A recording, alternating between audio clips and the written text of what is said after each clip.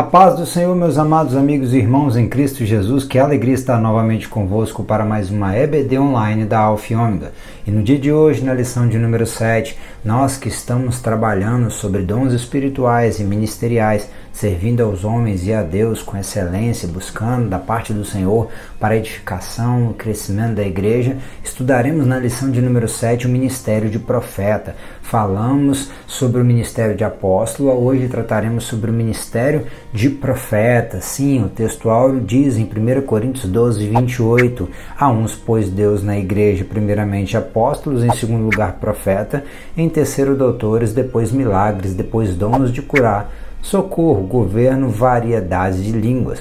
O ministério de profeta é fundamental para a igreja de Cristo. Nos dias atuais, nos diz a verdade prática, e nós iremos estudar um pouco sobre esse contexto, o contexto não somente no que tange ao texto de Efésios 4:11, que vai voltar aqui. Esse texto de Efésios 11 e de 1 Coríntios 12 tem sido recorrente como uma base para nós analisarmos um pouco sobre esse contexto, né? Mas também no contexto do fundamento histórico, sociológico, como que entrava, como que atuava, como que servia o profeta também, não só no Novo Testamento, mas no Velho Testamento. Vamos lá? Acompanhe comigo, vai aparecer na sua tela, talvez você tenha acesso à revista, mas sempre tenha por perto um exemplar da Bíblia Sagrada, né, para que ela, que é a nossa regra de fé e prática, possa ser consultada e possa assim também você agregar no conteúdo da sua pesquisa, para que assim a sua aula venha a ser melhor e você possa contribuir para a edificação e crescimento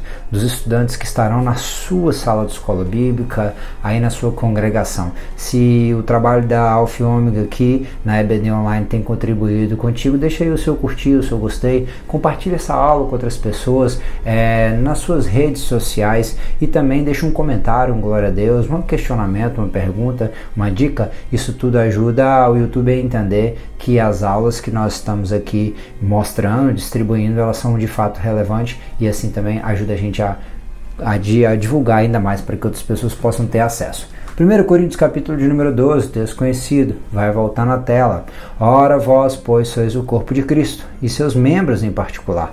E a uns pôs Deus na igreja, primeiramente como apóstolos, em segundo lugar, profeta, em terceiro doutores, depois milagres, depois dons de curar, socorro, governos, variedades de línguas. Porventura são todos apóstolos? São todos profetas? São todos doutores? São todos operadores de milagres? Não. Bem, vamos estudar um pouco sobre isso. Ainda Efésios 4:11 diz: e ele mesmo deu uns para apóstolos, outros para profetas, e outros para evangelistas, e outros para pastores, e outros para doutores, querendo o quê? O aperfeiçoamento dos santos para a obra do ministério. Esse ministério aqui é serviço, né? Para a edificação do corpo de Cristo, sim, até que todos cheguemos à unidade da fé e ao conhecimento do Filho de Deus, a varão perfeito, à medida da estatura completa de Cristo. A ideia é que dia após dia nós vamos nos aproximando de parecer mais com Jesus, que é o varão perfeito, conhecendo o Filho de Deus, conhecendo a palavra de Deus, sendo edificado pela palavra de Deus, sendo edificado como o corpo de Cristo, a igreja do Senhor na face da terra. Para quê? Para também assim realizarmos o nosso serviço. Essa palavra está realizada, contexto de ministério, dentro de um ambiente social, né? Havia um pano de fundo ali nos tempos antigos de um barco, né? Onde o ministro ele descia para o fundo desse barco e lá tinha um homem batendo com um martelo numa bigorna, fazendo um barulho, emitindo um som, e todos naquele mesmo ritmo remavam e faziam o barco andar. O nome dessas pessoas, Ruperetes, era o ministro. Sim, muitas das vezes o ministro não é subir, como dizem muito por aí, vários profetas falam, você vai subir mais um degrau no ministério. Não, no ministério você desce mais um degrau, você desce diante de Deus e ele pode te colocar em algumas situações onde o nome dele há de ser glorificado e assim ajudar na organização do ministério da igreja. Mas o fato é que nós fomos convidados a descer. Para quê? Para poder remar. O martelo que esmiuça a penha é a palavra do Senhor. O ritmo é ele que dita e nós simplesmente todos juntos remamos na mesma batida para fazer o barco andar. A grande maioria anônimos que estão fazendo a grande obra do Senhor andar até hoje. Sim, nós fomos convidados a fazer a obra do Senhor. É importante deixar claro que mesmo no Velho Testamento e hoje em especial, o dom de profecia, que é atual, ele sempre foi muito importante e Deus sempre valorizou e sempre usou os teus servos para comunicar as verdades eternas, para falar a sua vontade, para que o povo fosse consolado, confortado, edificado, mas também exortado e confrontado e convidado através da mensagem do Senhor a se arrepender e a se voltar para Ele. Hoje, a maior de todas as profecias, ainda que Deus use os teus servos para falar a sua vontade, continua sendo a palavra, a Bíblia Sagrada, que é a maior de todas as profecias, e nós temos que atentar para isso. Mas aqui desde já na introdução nós vamos ver que o ministério de profeta ele é algo que continua sendo extremamente importante também para os nossos dias.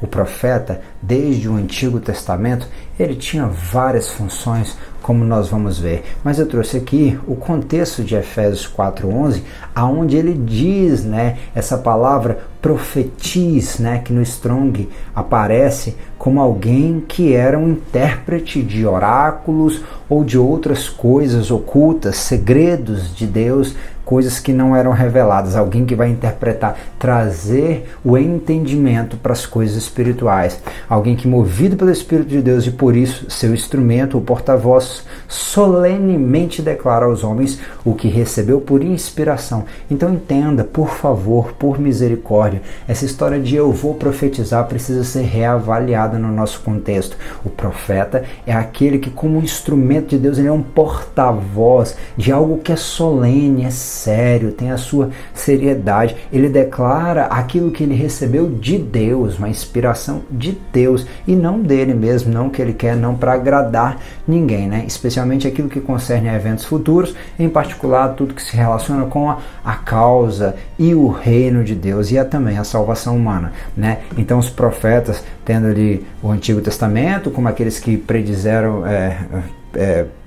falaram sobre o reino, falaram sobre a morte de Jesus, falaram sobre inclusive a vinda de Messias, do Messias, e também sobre a realização da obra de Jesus, o Messias, como foi também o caso de João Batista, que foi ali um divisor de águas, o último profeta, ele que anunciava o arrependei-vos, pois é chegado o reino de Deus, Nós temos homens cheios do Espírito Santo de Deus que pela sua autoridade comandam em palavras de relevância, defendem a causa de Deus e estimulam a salvação dos homens. Aparecem profetas. A Bíblia hoje ela tem uma série de profetas que deixaram os seus escritos, como é o caso dos profetas menores e dos profetas maiores. Os maiores temos ali Isaías, Jeremias, Ezequiel, Daniel. Não são maiores porque são mais altos ou porque são mais importantes, mas por causa da quantidade de escritos e a relevância dos mesmos, E também profetas menores, que aí a gente tem Obadias, tem Malaquias, tem Jonas,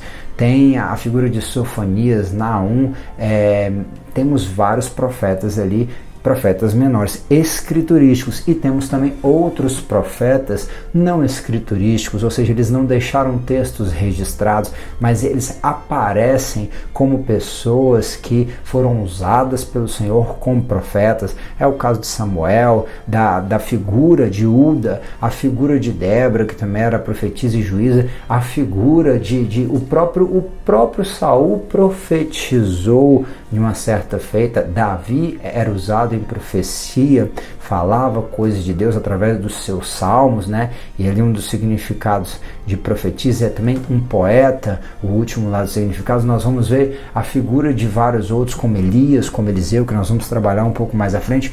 Eram profetas que não eram escriturísticos, ou seja, eles não deixaram registros textuais, mas eles tinham a sua importância, Temos ali também, associado aos apóstolos, pessoas que discerniam e fizeram o melhor pela causa cristã e previram determinados eventos futuros. Aqueles que nas assembleias religiosas dos cristãos foram movidos pelo Santo Espírito de Deus para falar, tendo também a capacidade e a autoridade para instruir instruir. Veja bem, o profeta também é um ensinador, é alguém que vai trazer o discernimento, que vai confortar, consolar, encorajar, repreender, sentenciar e motivar os ouvintes. Alguém não é somente aquele que roda, pula, entrega a chave, não.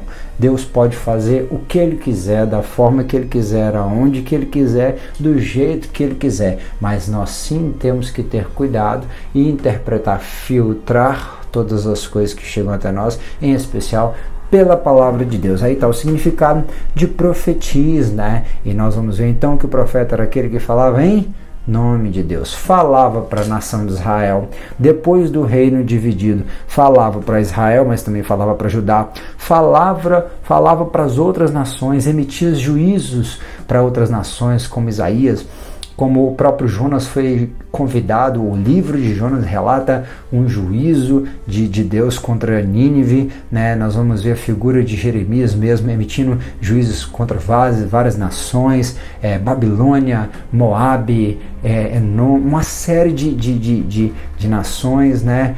Contra os filisteus, povos ao redor de Israel que muitas das vezes foram cruéis com o povo de Israel e por isso iriam sofrer nas mãos do Senhor, mas o Senhor sempre avisava por seus profetas, né? Então nós vamos ver que existem esses contextos, profetas, aqueles que desvendavam o oculto, que emitiam os conselhos e também as advertências divinas. Também tinha aqueles que eram convidados a se apresentar como conselheiros, né? Conselheiros. Natã era um conselheiro, né? Natã era um conselheiro.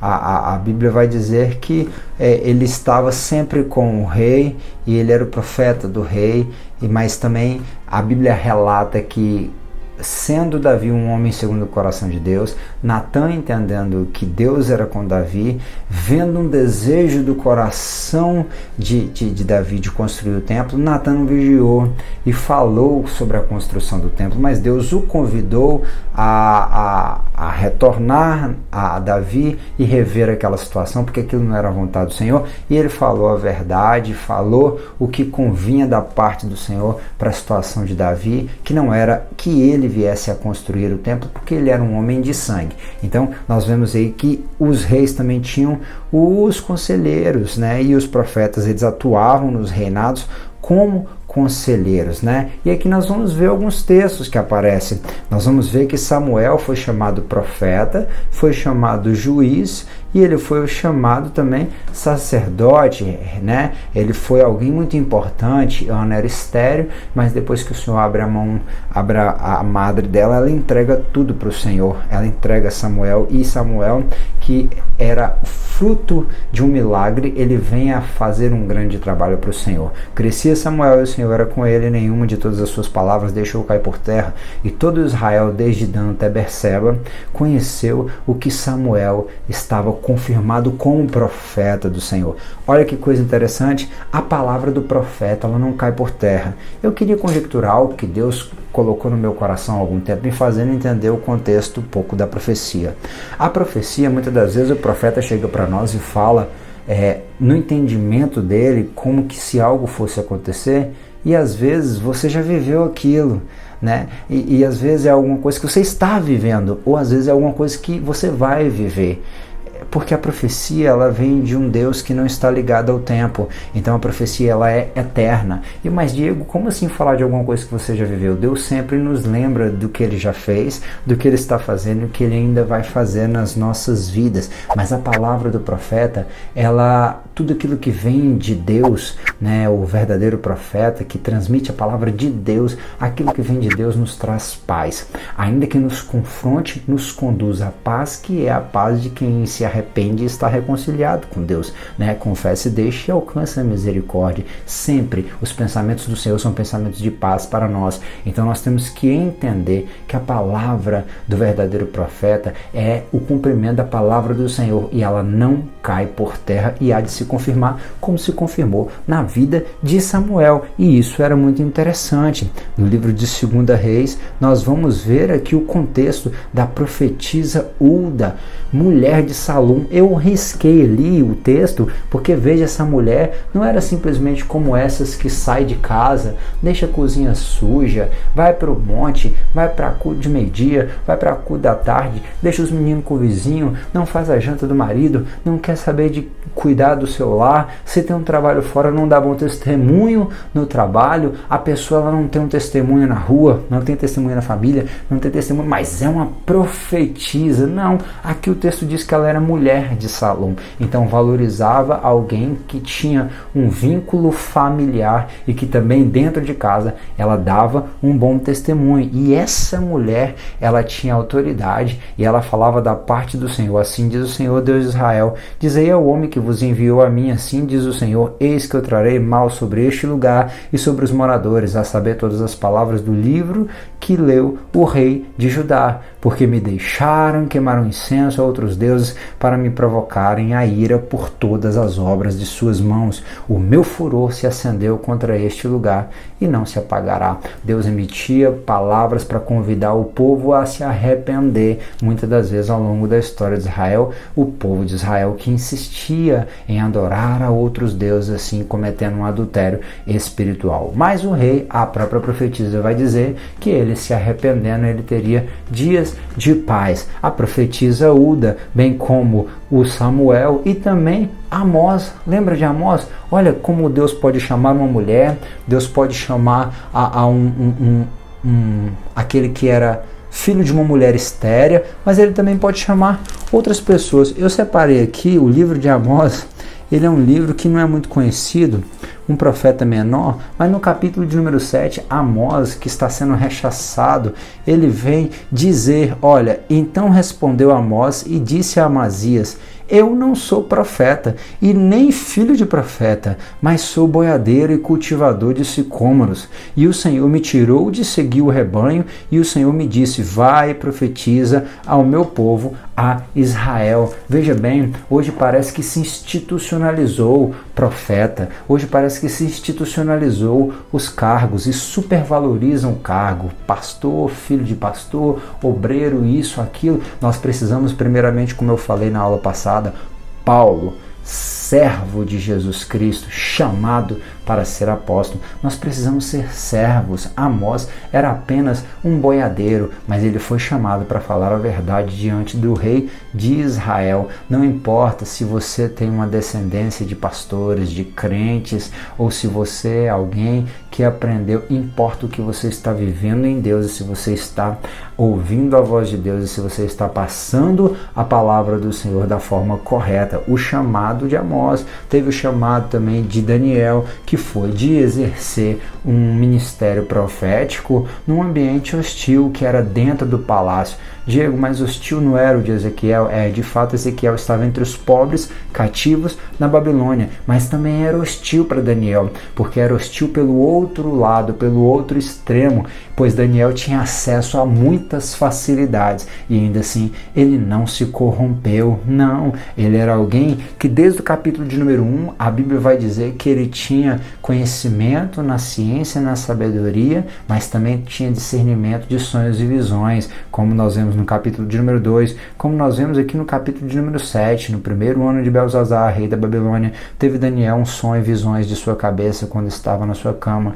e escreveu logo um sonho e relatou a suma das coisas. Daniel foi um homem, um servo fiel, que serviu ao rei aonde ele estava, mas sem deixar se corromper e abandonar ao Deus dos céus, o Deus de Israel, o rei dos reis. Não, Daniel não se corrompeu e impactou 3 impérios, na época mais de 127 nações, o Império Babilônico, sim, e o Império Medo-Pérsia, alguém que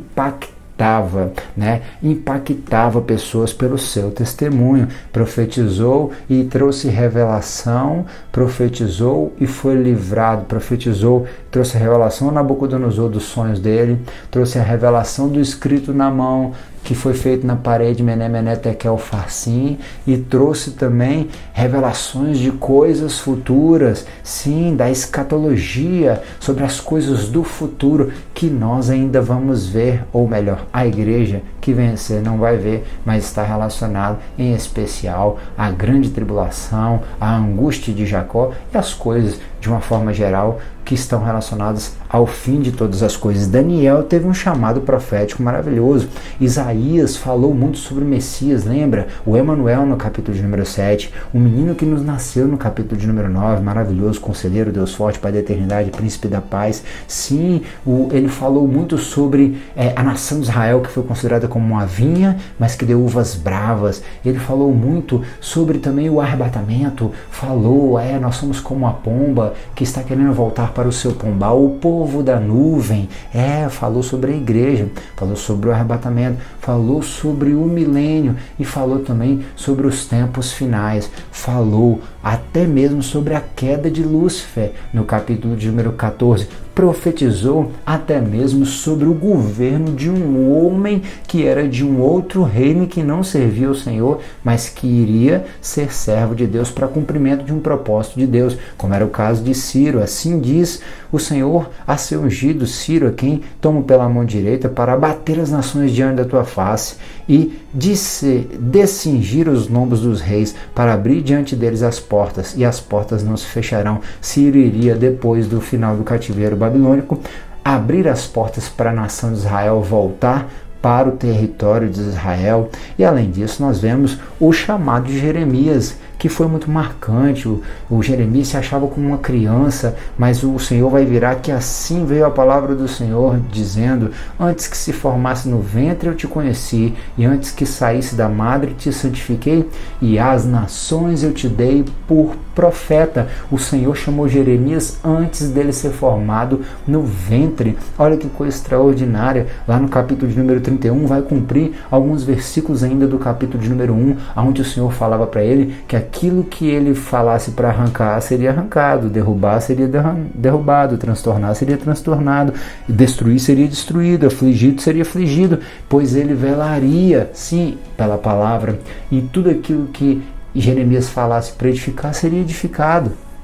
Por quê? Porque o Senhor levantou a Jeremias para ser um profeta. Aquilo que ele edificasse seria ser edificado, aquilo que ele plantasse seria plantado. E o Senhor, ele levantou Jeremias de uma forma extraordinária, coisa espantosa anda se fazendo na terra. Os profetas, eles falam falsamente, e os sacerdotes dominam pelas mãos deles, e o meu povo assim o deseja. Mas o que farei disso? Jeremias foi chamado para ser profeta, sendo ele de família sacerdotal, a profetizar na porta do templo, tanto para quem estava dentro do templo, tanto para quem estava do lado de fora, ou seja, para os sacerdotes, bem como para o povo. Ou seja, ele falou até mesmo contra a linha sacerdotal a qual a família dele pertencia, e também para o povo. Veja bem a difícil obra de Jeremias, que falou numa época em que profetas profetizavam falsamente e que os sacerdotes que dominavam pela mão dos falsos profetas, e o povo gostava. Parece hoje, as pessoas profetizam falsamente, os líderes religiosos, eles se aproveitam disso e manipulam o povo, e o povo parece que está gostando. É a tristeza, é terrível. Esse foi chamado para ser profeta. Cuidado, se você quer ser profeta, se o Senhor te chamou para ser profeta, prepare-se, o contexto não é bom e você vai precisar falar a verdade. E aí nós temos a história de Jeremias, que eu te convido a ler depois, em particular na sua casa, que você vai ver o tanto que o profeta sofreu. Não foi brincadeira, né? Porque o Senhor colocou ele como o quê? Cidade forte, coluna de ferro, com muro de bronze, e contra toda a terra, e contra os reis de Judá, e contra os príncipes, e contra os sacerdotes, e contra o povo da terra, e pelejarão contra ti, Jeremias, mas não prevalecerão contra ti, porque eu sou contigo, diz o Senhor, para te livrar. O Senhor levantou Jeremias. Eu creio que ainda hoje Deus levanta pessoas como Jeremias, que estão chorando por causa do pecado do povo, que estão intercedendo pelo povo diante de Deus, mas que também estão entregando a mensagem do Senhor para que este povo se arrependa, para que seja livrado do cativeiro. Jeremias, ele tem uma experiência extraordinária. Era muito forte algumas das experiências que Jeremias vivia na presença do Senhor. Além disso, nós temos a figura de Elias. Veja que assim como Jeremias, lá na frente nós vamos ver sobre Jeremias volta como alguém que enfrentava falsos profetas. O próprio Elias enfrentou os profetas de Baal, os profetas de Azera. Sim, mas ele era chamado de perturbador de Israel, pelo rei de Israel. Mas na verdade quem estava perturbando Israel era o próprio rei, a sua família, a sua casa, a sua esposa, que estavam adorando a Baal e corrompendo todo o povo de Deus. Mas Elias chama ali toda a nação de Israel, os profetas, 450 profetas de Baal, 400 profetas de Azera, e vai ao Carmelo. E lá um sacrifício será prestado, cada um da sua forma, e Deus iria responder com fogo. O povo se corta e ali Elias vai perguntar: será que Baal está dormindo? Talvez viajou. Grita mais alto que ele pode não estar ouvindo. Elias chega a brincar, mas depois, quando ele ora, ele pede: Senhor, para que o teu nome seja glorificado e não envergonhado, para que o povo saiba, para que eles parem de cochear entre dois pensamentos, de ter a mente dividida. Responde, e antes de Elias terminar de falar, Deus já consumiu não só o holocausto, mas também o altar e até o rego, ou seja, a volta de água que tinha sobre o altar foi consumida com o fogo, porque o nosso Deus, ele era um Deus vivo, e esse Elias, ele tinha um companheiro que era chamado profeta de Eliseu. Eliseu levantou uma escola, e Elias, antes de subir, pergunta para Eliseu, antes dele falar: eu estou indo para lá, pode ir embora, não me segue não. E Eliseu: não, aonde o Senhor estiver, eu estarei, eu não te deixarei. Elias sai de um lugar, vai para outro, vai para Betel, vai para Gilgal, até chegar no Jordão, aonde eles serão divididos por um carro de fogo, e ali num redemoinho Elias vai ser levado ao céu. Mas antes ele pergunta para Eliseu: o que você quer? Difícil coisa é, mas se você estiver atento, quando eu for elevado aos céus, pode ser que te aconteça. E ele pega a capa, uma porção dobrada, né? Eliseu pede uma porção dobrada, recebe, já pega a capa, bate no rio, o rio se abre, e ali as pessoas veem que a unção de Elias estava sobre a vida de Eliseu. E de fato Eliseu faz muito mais coisas do que Elias. Era farinha jogada na panela para aplacar o veneno, escola de profetas, menino que ressuscita, até morto jogaram ali um cadáver perto dos ossos de Eliseu, e aquele morto reviveu de tanta unção que tinha na vida daquele profeta. Nós temos isso, né, vindo ali o contexto da palavra do Senhor, que estava relacionado a esses homens de Deus. O contexto do livro de Isaías, capítulo de número 58, o profeta está falando sobre a religiosidade do povo de Israel, que jejuava e não era ouvido, que o Senhor, que tirava um dia como um dia aprazível, mas na verdade era para satisfazer os seus próprios deleites, as suas próprias vontades. Mas o Senhor está falando por intermédio de Isaías que o verdadeiro jejum era dar a roupa para quem estava nu, era dar comida, compartilhar o pão para aquele que estava faminto, era desatar as ligaduras da impiedade, desfazer as ataduras e o jugo que estava sobre as pessoas que eram oprimidas. E aí sim a luz nascerá nas trevas, a escuridão será como meio-dia, como um jardim que é regado, como um manancial cujas águas nunca faltam, e que os que procederem de ti edificarão as antigas ruínas, e levantarás os fundamentos de geração em geração, e chamar-te-ão reparador de roturas e restaurador de veredas para morar. Jesus chegou a criticar os fariseus, dizendo que eles eram guias cegos que guiavam cegos. Muitos deles não sabiam o caminho da salvação, não entravam por ele e não deixavam as outras pessoas entrarem. Assim também eram os religiosos da época, que queriam aparentar uma vida espiritual, mas que na verdade não serviam. Ei, entenda, a vida espiritual ela só é verdadeiramente espiritual se tiver amor, e amor não é sentimento, ele é serviço, é doação, é entrega, sim, e nós somos convidados dia após dia a nos doar, sim, humilhar a nossa alma com jejum e oração, e fazer entender, assim, que para além do nosso umbigo existe um contexto, e o Senhor quer que nós nos voltemos para as almas carentes, em especial as não alcançadas, para que o amor dele seja glorificado, que nós venhamos a ser como profetas que preguemos a palavra, e assim exortemos também em tempos de religiosidade que nós precisamos servir.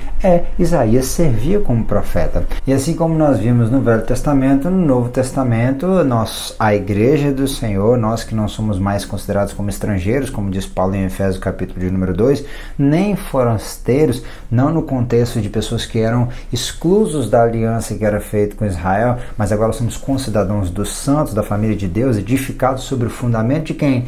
Dos apóstolos e dos profetas. Sim, de que Jesus Cristo é a principal pedra de esquina. Lá ainda o próprio Paulo, falando em Efésios 3, diz que o qual nos outros séculos não foi manifesto aos filhos dos homens, como agora tem sido revelado.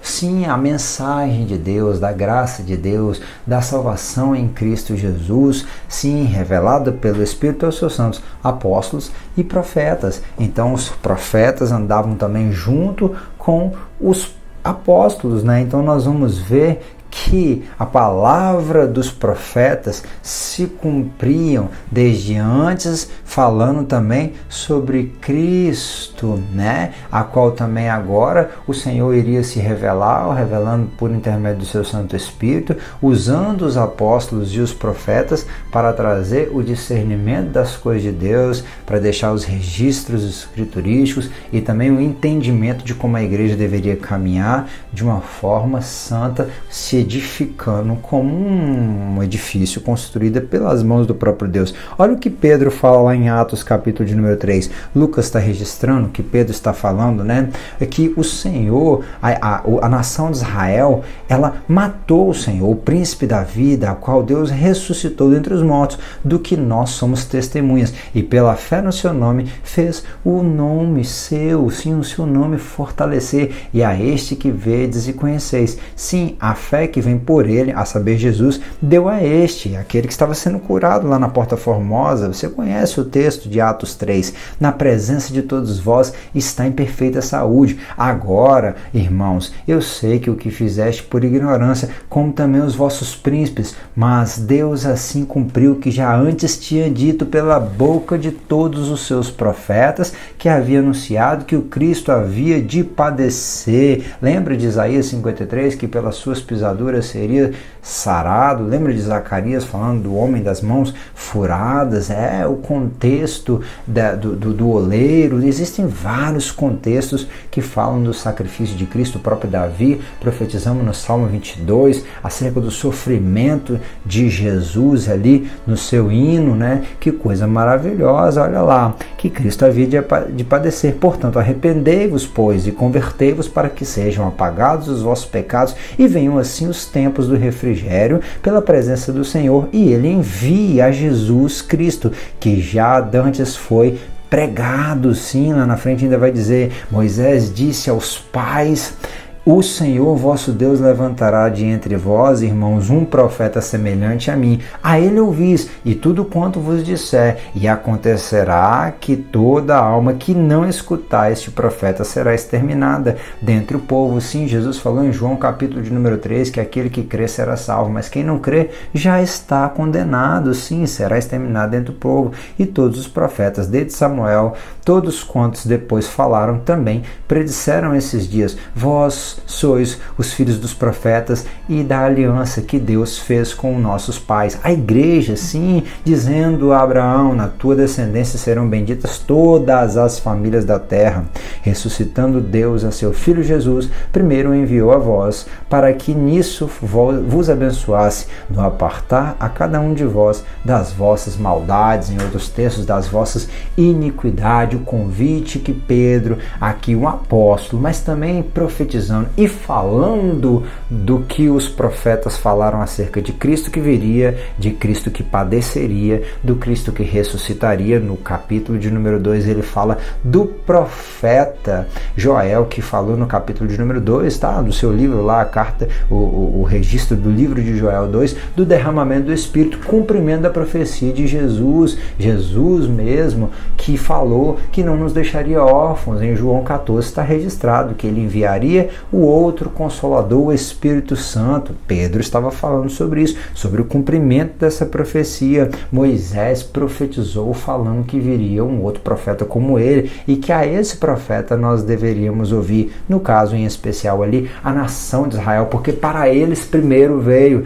mas graças a Deus que, conforme disse Isaías, ele não se satisfez em vir somente para o seu povo, mas fez questão de se fazer luz para os gentios. E é por isso que nós estamos aqui dando glórias a Deus e louvando ao nome do Senhor. Sim, ele é a pedra de esquina que foi rejeitada pelos edificadores, a qual foi posta por cabeça de esquina, e nenhum outro há salvação, porque também debaixo do céu nenhum outro nome há dado entre os homens, pelo qual devemos ser salvos. Pedro está explicando ainda em Atos capítulo número 4, mas Paulo fala isso em Filipenses capítulo número 2, que porque ele se esvaziou de si e se humilhou, não querendo usurpar a glória de Deus, Deus deu a ele um nome. Ele foi obediente até a morte e a morte de cruz, por isso ele tem um nome que está acima de todos os nomes. Sim, Jesus, ele é o maior profeta. Então eles, vendo a ousadia de Pedro e João, informados que aqueles homens eram sem letras, indoutos, maravilhavam-se, sim, e reconheceram que eles haviam estado com Jesus. E vendo estar com eles o homem que fora curado, nada tinham de que dizer, ao contrário, todavia, mandando sair fora do conselho, conferenciaram, dizendo: o que nós vamos fazer a esses homens, porque hoje é notório que um grande sinal foi feito. Olha que coisa extraordinária. Paulo ainda vai falar que tudo que é falado, tudo que é feito, o profeta, o que ele fala aos homens para edificação, para exortação e para consolação, conforme 1 Coríntios capítulo de número 14, para trazer alegria e prazer. Muitos se alegrarão no seu nascimento, porque será grande diante do Senhor, e não beberá vinho nem bebida forte, será cheio do Espírito Santo, já desde o ventre da sua mãe, e converterá muito dos filhos de Israel ao Senhor seu Deus, e irá diante dele no espírito e virtude de Elias, para converter os corações dos pais aos filhos e os rebeldes, a prudência dos justos, como o fim de preparar ao Senhor um povo bem disposto. Quem que era esse que está falando Lucas no capítulo de número 1? A profecia do anjo falando ao pai de João Batista, que ele viria como aquela voz que clama no deserto: arrependei-vos, pois é chegado o reino de Deus. Sim, João Batista viria. O menino, quando Maria visita a sua prima e as duas estão grávidas, só de Maria, de Isabel ouvir a voz de Maria, a criança que era João Batista era cheia do Espírito Santo desde o ventre, era profeta de Deus também, João Batista, que pregava a verdade, que falava aos religiosos: raça de víboras, quem vos ensinou a fugir da ira vindoura? E ele pregava também o arrependimento. Olha lá, depois de Judas e Silas, que também eram profetas, exortavam e confirmaram os irmãos com muitas palavras. Função também dos profetas. Aí aparece Silas, aparece Judas, vários dos apóstolos também eram considerados profetas. Isso lá em Atos capítulo de número 15, para a gente entender que era algo muito importante e atual dentro do contexto da igreja no Novo Testamento. Mas muitas das vezes a palavra do Senhor vem de contra aquilo que nós queremos, e nós muitas das vezes não nos alegramos. Oséias chega a dizer que o Senhor falou das grandezas da lei dele, mas o povo tinha essas palavras estimadas como coisa estranha. Não era algo comum à vida dele. Bem, mas era a palavra de Deus que era dada ao povo chamado de Deus. Não era para ser estranho. A Bíblia Sagrada, conhecer a Bíblia não é para o pregador, não é para o ensinador, não é só para o pastor. Todos nós temos que conhecer a palavra de Deus, que é a maior de todas as profecias e revelações, para que nós venhamos a conhecer o Deus da palavra, a nos parecer mais com Cristo, a entender e dar liberdade para o intermédio da palavra o Espírito atuar em nossas vidas, para renunciarmos à nossa forma vã de viver do passado e cada vez nos parecemos mais com Jesus. Mas assim nós vemos também que o povo lá, por conta do pecado, por não ouvir as profecias, iriam ser conduzidos ao cativeiro babilônico. E de fato Babilônia invadiu. Jeremias avisou que iria invadir, eles não acreditaram. Jeremias avisou, depois de ter invadido, que eles precisariam assim se submeter ao jugo de Babilônia, porque aquilo era parte da aprovação do Senhor para aquele povo rebelde. Eles também não quiseram, não queria se submeter. Eles preferiam viver da forma que eles queriam, né? E o próprio Senhor Jesus também fala da nação de Israel que era obstinada. Muitas das vezes o Senhor permite que algumas informações da parte dele venham a nós, não somente na nossa mente, ou ouvindo a sua voz, ou estudando a sua palavra, ou vem no nosso coração como uma verdade que ele faz surgir do nada em nós, né? A verdade dele, porque Deus é o único que faz trazer à existência aquilo que não existe. Muitas das vezes ele permite que outras pessoas ou fatores externos sejam usados para poder potencializar aquilo que ele já está tentando falar conosco e que nós não estamos atentando para isso. E assim a nação de Israel não atentava para a vontade do Senhor, não atentava nem para a voz dos profetas, que Deus estava transmitindo a palavra dele por intermédio dos profetas. E Jesus chega a falar isso: Jerusalém, Jerusalém, que mata os seus profetas e apedreja os que te são enviados. Quantas vezes eu quis ajuntar os teus filhos como a galinha ajunta os seus pintinhos debaixo das asas, e tu não quiseste. Sabe o que a galinha faz? Ela, quando vê uma águia que vem como um predador tentar pegar um de seus pintinhos, ela cobre os seus pintinhos e assim os protege. A águia vem e mata a galinha, mas os pintinhos saem protegidos. Jesus fez isso por mim e por você. Ele se colocou no nosso lugar, ele morreu, ele sofreu o ataque por conta dos nossos pecados. E muitas das vezes ainda tem gente que não valoriza isso. Assim também, o povo de Israel não valorizou o sacrifício de Cristo e não valorizou a muito grande manifestação do amor de Deus em toda a sua história, não dando ouvidos assim à voz dos profetas que trazia a mensagem do Senhor para que se convertessem. Jerusalém e o povo de Israel insistiam em continuar matando os seus profetas. Nós vamos ver que isso, eles preferiam muitas das vezes dar ouvidos a falsos profetas. Hoje nós vamos ver que existem pessoas que seguem homens vaidosos e levantam para si falsos profetas e ensinadores que vão falar somente o que eles querem ouvir, né? E ali nós vamos ver que também era assim na nação de Israel. Jeremias foi enviado pelo Senhor, colocou um jugo de uma forma simbólica, uma representação, botou um jugo de madeira e foi se apresentar diante dos responsáveis, e ali o profeta Ananias pega aquele jugo de madeira, quebra, e Deus manda uma notícia. Ele está falando que haveria paz, sendo que não haveria paz. E o Senhor manda uma notícia: você quebrou um jugo de madeira, mas eu enviarei o jugo de ferro e irei cumprir minha palavra. Sim, Ananias chegou a agredir Jeremias, mas o Senhor falou que naquele mesmo ano Ananias iria morrer. E morreu. A palavra do falso profeta não fica de pé. Por isso que Jesus falou em Mateus 7. Mateus 7 vai dizer a partir do versículo 15: acautelai-vos dos falsos profetas que vêm até vós vestidos como ovelhas, mas interiormente são lobos devoradores. Por seus frutos o conhecereis. Nós conhecemos os profetas e os falsos profetas pelos seus frutos. Pode uma árvore boa dar fruto mau, ou uma árvore má dá fruto bom? Sim, Jesus vai continuar falando que aquela árvore que não der fruto será cortada e lançada no fogo, onde há choro e ranger de dentes, né? Muitas pessoas naquele dia irão falar: Senhor, no teu nome eu profetizei, Senhor, no teu nome nós expulsamos demônios, no teu nome nós fizemos maravilhas. E Jesus dirá abertamente para eles: nunca vos conheci. No original nunca vos reconheci, ou seja, te conhecer eu te conheço porque foi eu que te criei, mas eu não te reconheço como sendo aquilo que você se tornou, que é totalmente diferente do propósito para o qual eu te criei. Apartai-vos de mim, vós que praticais iniquidade. Iniquidade é pecado consciente.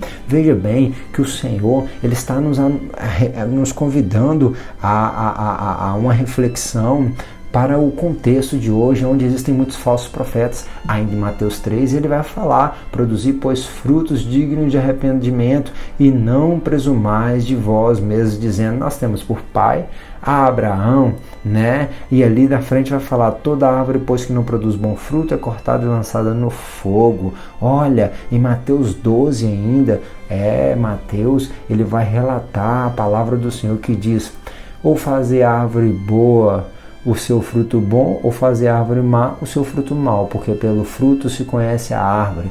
Raça de víboras, como poderei vós dizer boas coisas sendo maus? Pois do que há em abundância no coração, disso fala a boca.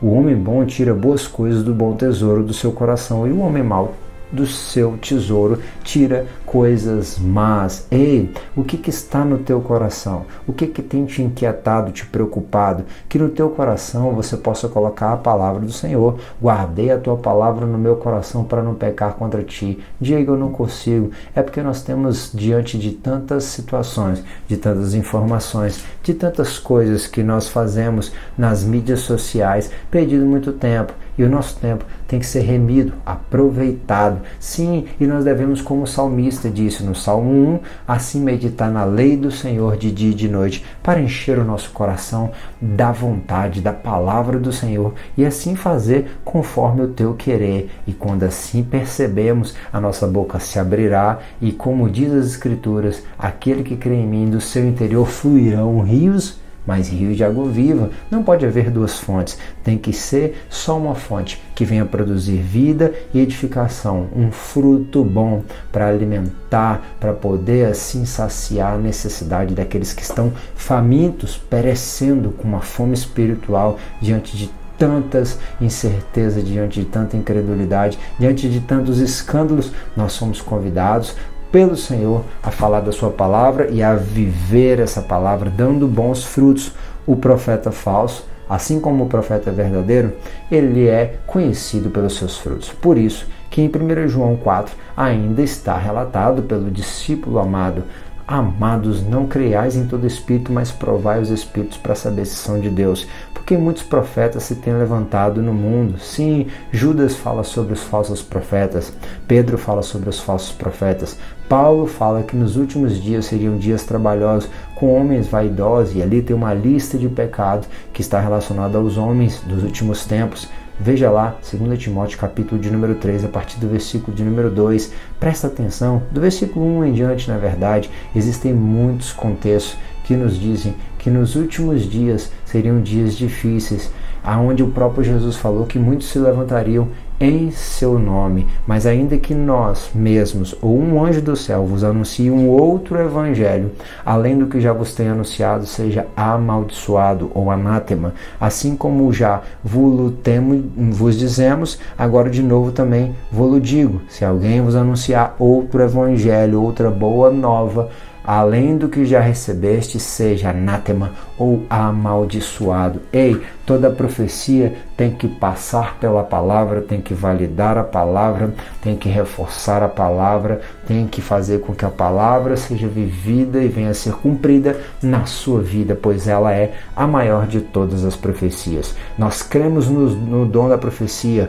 Hoje Deus usa com dom, ministério de profeta, é aquele que se levanta e abre a Bíblia Sagrada e entrega a revelação da palavra de Deus para aquele povo que ali está, alimentando o povo de Deus, trazendo discernimento do céu, de modo que ninguém sai da congregação falando: podia ser uma mensagem para fulano, para Beltrano. Não, é para nós mesmos. E assim o profeta entrega através da palavra e até mesmo por intermédio de uma situação corriqueira a vontade do Senhor para as nossas vidas. Que Deus te abençoe e que Ele te use, que você possa ser um canal de bênção para tantas pessoas, na sua sala de escola bíblica, dentro da sua casa, claro. Se não começar dentro de casa não faz sentido nenhum. É lá no meio da sua rua, na sua parentela, no seu trabalho, na sua cidade, você possa ser como uma luz num candeeiro que é colocado no alto para poder refletir e iluminar aos demais. Que Deus em Cristo te abençoe. Curta e compartilha essa aula, deixa o seu glória a Deus, manda para todo mundo aí nos seus grupos de WhatsApp e outras mídias sociais, e assim, se Deus permitir, semana que vem nós estaremos aqui. Tenha um bom final de semana.